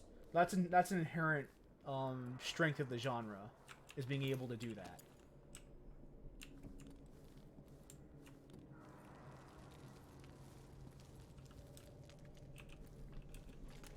Okay, I've got a couple of options for what I can do here. Let's actually sneak up to the top lane.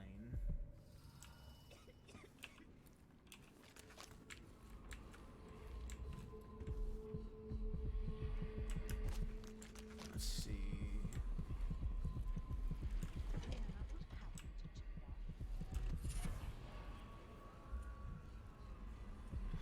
Yeah, there's a lot of witches in the area, so it's really hard. You kind of have to be super sneaky or just accept the fact that you're going to make a lot of kills.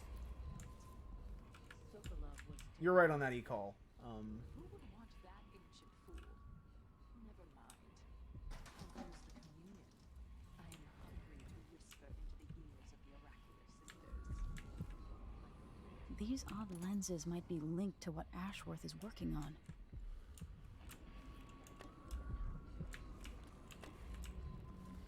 So... Jindosh won't affect things. No. He continued to tinker with the lenses.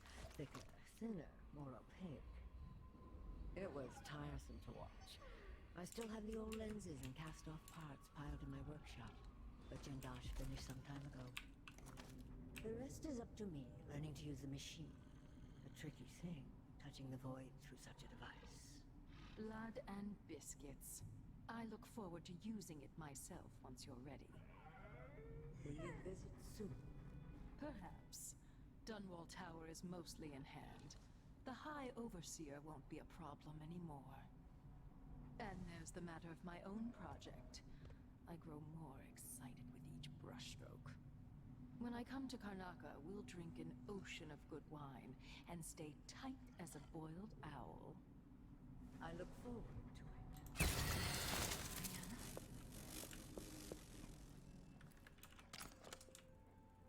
Oh.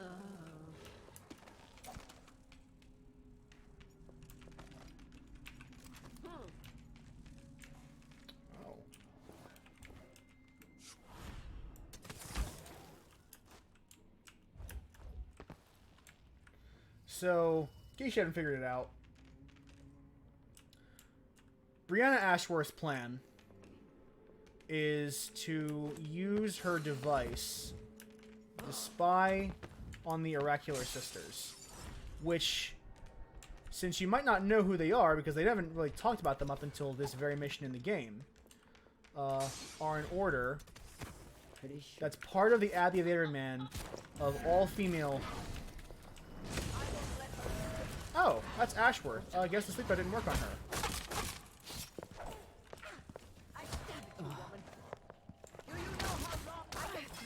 Well. Now I turn my attention to the oracular orb. And her idea to use her device to mind control them and to essentially making the overseers part of like unknowing pawns. And you Ecall and Kelly and Flail, you're all right in that I like how the dialogue for this conversation changes depending on how you dealt with Jindosh in the last mission, and how it changes depending on how you're dealing with Ashworth in this mission. Perhaps. Dunwall Tower is mostly in hand. The High Overseer won't be a problem anymore. And there's the matter of my own project. I grow more excited with each brushstroke. When I come to Karnaca, we'll drink an ocean of good wine and stay tight as a boiled owl. I look forward. Alright, Delilah's Evil Vines. So remember the Dow DLC. As we deal with the Hellhounds before they come out is just to kill the skulls.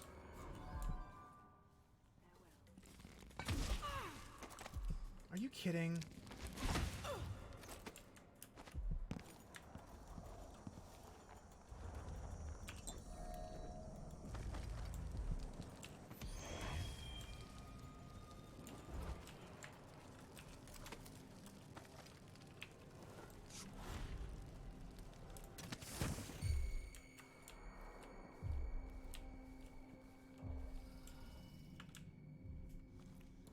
Oh right, she has that bone charm.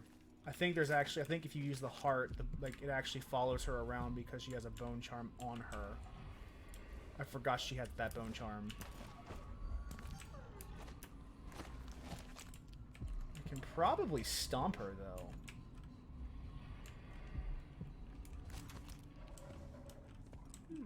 It seems rather rude to die here, whoever you were.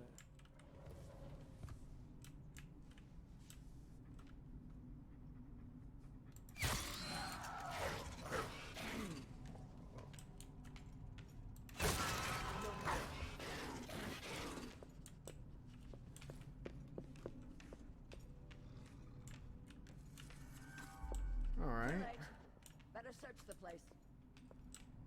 I'm looking for you to make a mistake. Something. Die. There you go. You're down.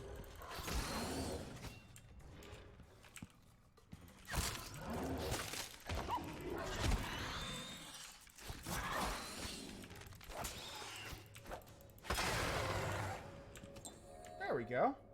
Wasn't so bad.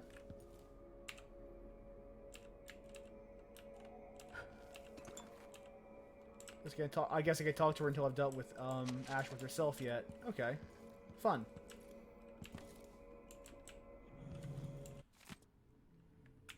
Ashworth's journal might tell me more about why Delilah can't be killed.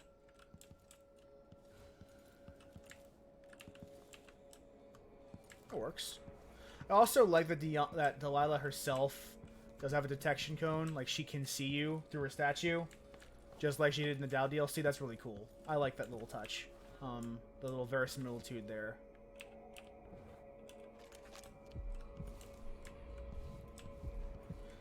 So I didn't actually have the touch Ashworth. There was actually a reason for me to knock her out. But that made me feel better. And that's what matters in the end. So what you do end up dealing with Ashworth is to sabotage her machine. And I like this non-lethal takedown. Oh, bye!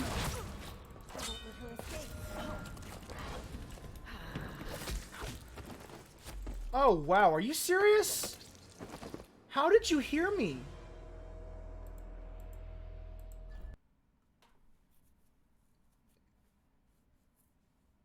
Wow, that's some really good hearing. I'm surprised they were able to detect me from all the way up onto on the rafters. Okay, we're gonna leave you. I fought you already. There's no reason to fight you again.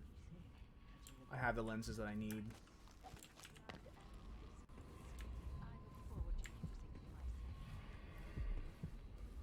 So the way you deal with Ashworth is to use her machine that she's using to brainwash the Ocular Sisters to sever her connection to the Void, which will prevent her from ever using her powers ever again. So I kind of like how poetic that is, because Brienne Ashworth is all about, man, I love having these void powers, love being a witch. And you stop her by saying, okay, you're not a witch anymore. I'm deciding that you no longer have the right to have that magic power. That's mine now. It's still mine. So I need to find a way to deal with the sisters here. Oh, that must have been the guard that saw me.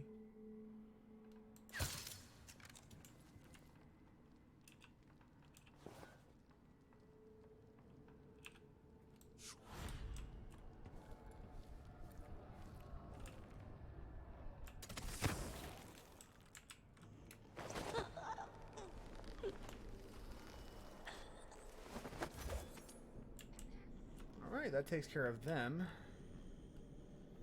I think there's a total of 4 guards below me right now. 4 witches, I should say, specifically. And dealing with them can be a pain in the fucking ass.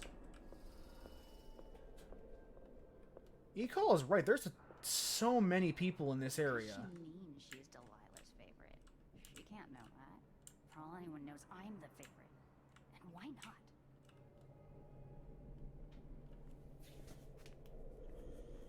They're drinking tea on the chandelier because... fuck it, they can do that, I guess. Why not?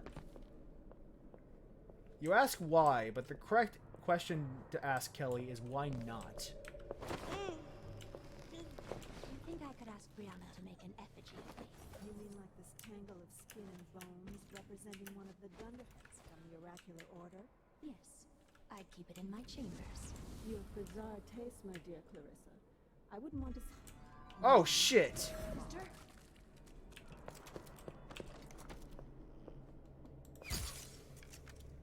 Come on, now's not the time for a nap. Sure it is.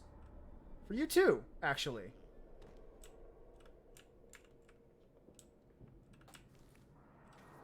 I don't know if it means you have to, but it means it's an option. I mean, if you could hang from a chandelier and drink tea. Wouldn't you?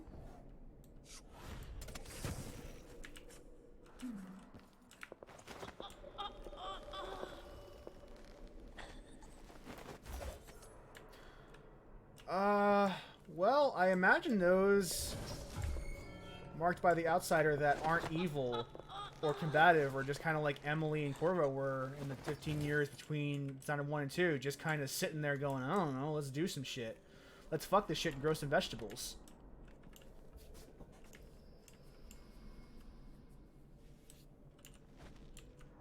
This looks important. I wonder what it does. I feel like Corvo in particular had to keep his powers under wraps so that he didn't get arrested by the overseers.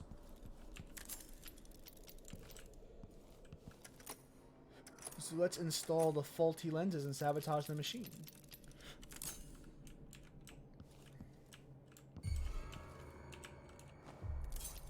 And pull it.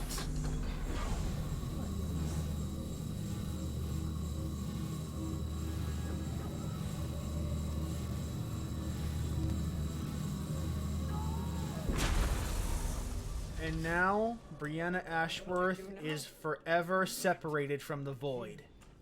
The things I could do. The touch of the void. Delilah. It was everything I had. And now you have nothing.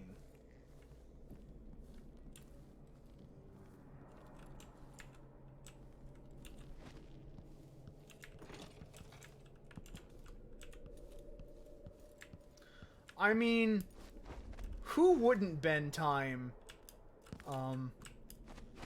whenever they could? Like, I know I would love time-bending powers. Do you know how much I could get done if I had extra time? Or, like, if you're a college student, you could use bend time to cheat on tests. Are the dogs still here, or are they gone? Let's have a conversation, Delilah. As if you could ever hide your face from me, Emily. Little Black Sparrow. I like mind-bending and time powers. I can't like him both. Brianna Ashworth is no longer a witch. You villain! You don't even know what you've done. A great bloom wilts and fades from the world.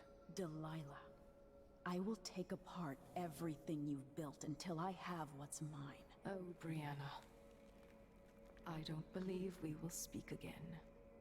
The thought of seeing you reduced to such a pale, sad thing. It's too much to bear.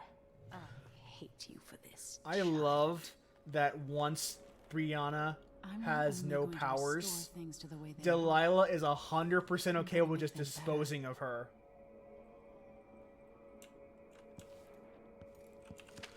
I don't think the possession is quite the same thing as mind control. I see where like it's similar, but you're not controlling something's mind. You're actively jumping into it. That's not quite the same thing.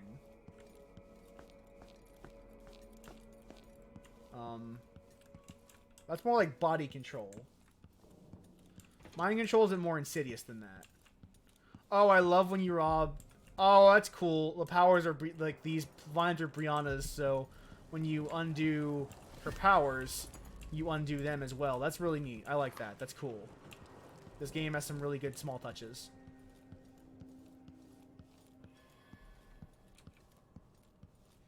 No one is ever going to mention Mindjack again because that game is something that Sam and Chris are more expert in than I am.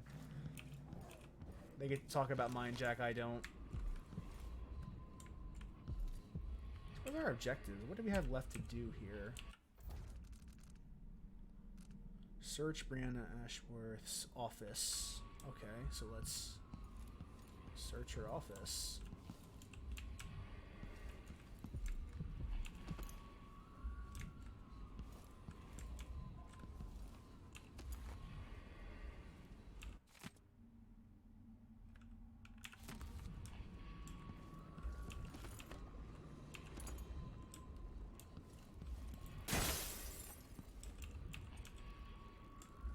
Raw whalebone, always a good thing to have. You can make bone charms out of them.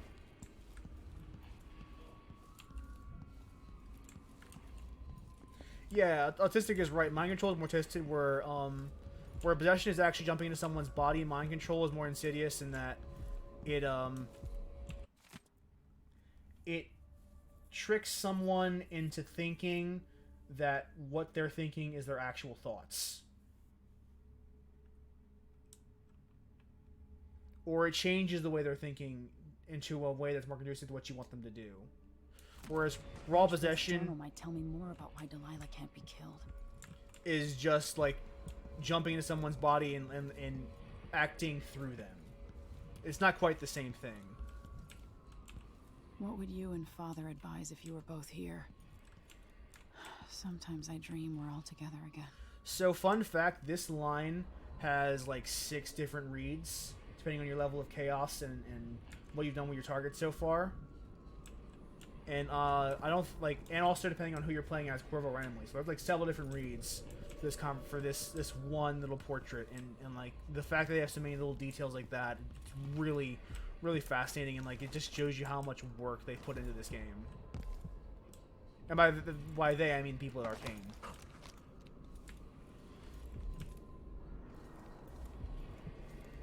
Man, getting rid of Brianna's powers really does make this level easier to explore.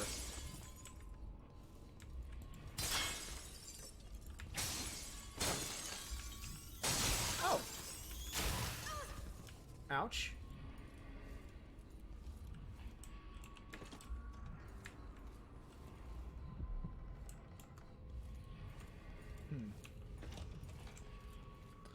I mean, I could ask her, but the mission says I can't. So we're gonna have to... I guess there's assume, like, it's assumed that, like, she was uncooperative.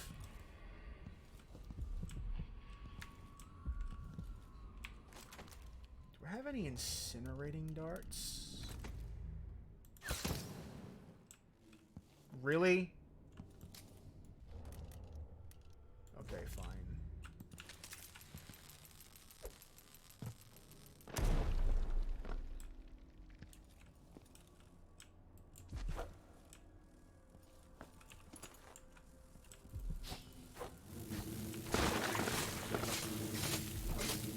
Yeah, like Delilah's portrait scam. Like, that's possession. That's not mind control, that's possession. Oh, no, I'm sorry. No, Emily's portrait is more mind control because, Delilah isn't jumping... What's that jumping into her body? Because, it seems like Delilah actually has done both mind control and possession at different points. Like, Delilah has possessed... was going to possess Emily. That was her main scheme. Was to live in Emily's body and kind of push her out of her own body and force Emily to do what she wanted to do because she was in control. Whereas she's also used her portraits more as an insidious form of mind control, like with the Timsh, the barrister from Mission 2 in the Knife of Dunwall. Like, she mind controlled him. She manipulated his thoughts so that he loved her. So it's similar, but it's not the same. The net result is the person does what you want them to do, but the method is different.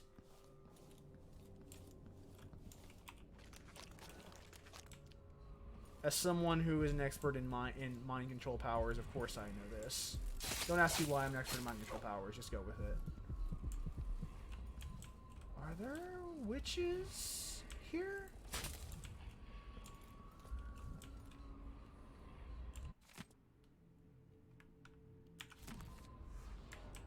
All right, we're actually we'll finish his job for him since we're here and all the witches have been taken care of because we made them unmagical.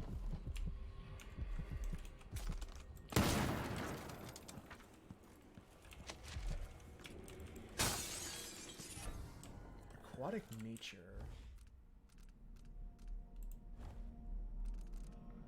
I'm sure you did, Flail. You and a number of people read that thread, apparently. That thread got really popular for reasons I am entirely unclear as to why. Popular for one of my tweets, I should say. Not necessarily popular in Twitter sense popular, because it didn't get that many favorites, but it got enough that it caused me to kind of think about what people might think about me. to do with thinking. I'm still glad I did it overall. It was a good experience.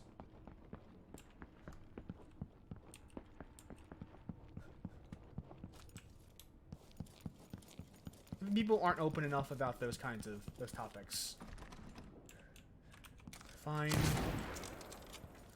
I love that the gun is a good answer to how can I get through the door. If you don't have the key, you can just shoot the door down, and it's actually a perfectly viable strategy.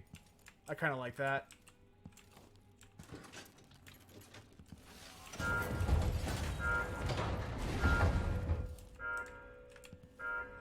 Oh, what was that?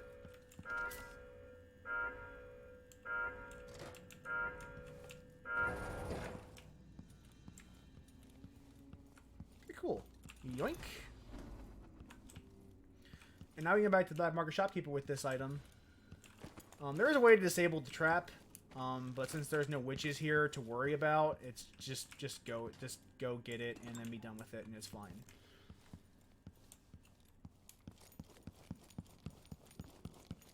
So now we have everything we came for. We can finish the mission, and that'll probably end up being the end of the stream once this mission is over.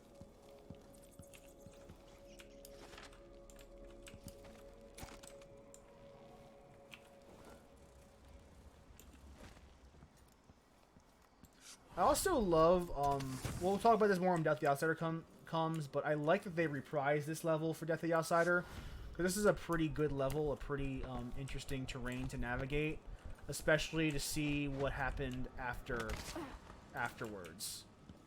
What happened as a result of you coming in here and doing this thing.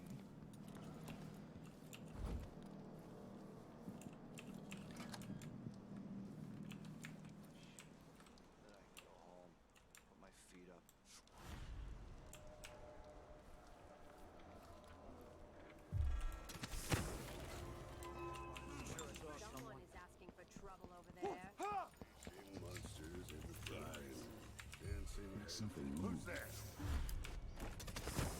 Hey! Stop! This can't be.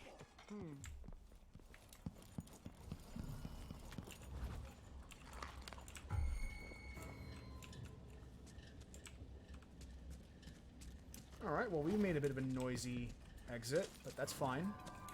I'll be damned. Who is... Oh, fuck. Okay. Up it is.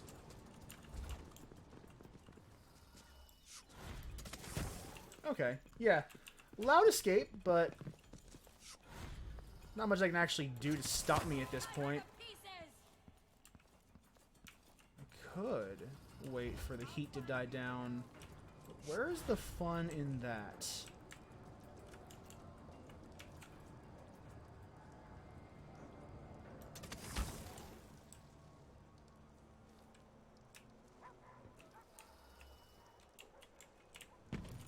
Alright, there we go.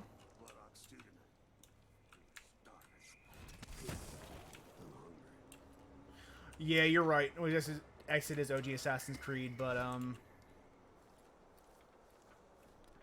like the heat's died down, so we should be able to deliver the item to the vendor. Please tell me I don't. Oh man, I'm not done. Okay, so I will have to go back in and find the audiograph before we can leave the mission. That's unfortunate, but no, it's part of life. Sometimes you do things that are stupid and you regret. Come in, my friend. Welcome back. I see you found the prototype. Your acquaintance didn't make it. It is a risky line of work, I'm afraid, but let's not dwell. I expect you'll be interested in payment. First your finder's fee, of course, and if you like, I can draw up some schematics based on the prototype, something you can use to modify your tools. And as a token of my appreciation, a discount at the shop. A fair deal. Come in, my friend. Always a delight to see you. This is what I have for upgrading your equipment. Let's do some shopping real quick and then we'll call it a night. Yeah, we'll purchase excellent choice. a couple of to wrap it for you, I suppose.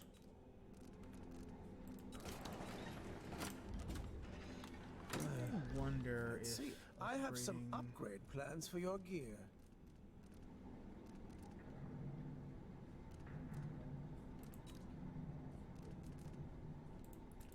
I wonder if upgrading my crossbow's capacity will increase the number of sleep I'm darts I certain can you'll carry. be satisfied with your purchase.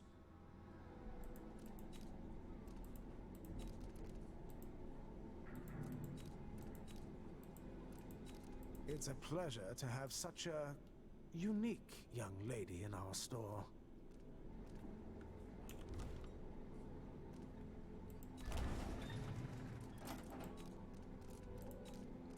That sucks.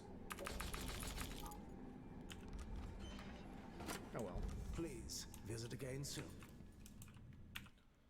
So, with that, because we're getting close to time, we're actually going to end here, folks.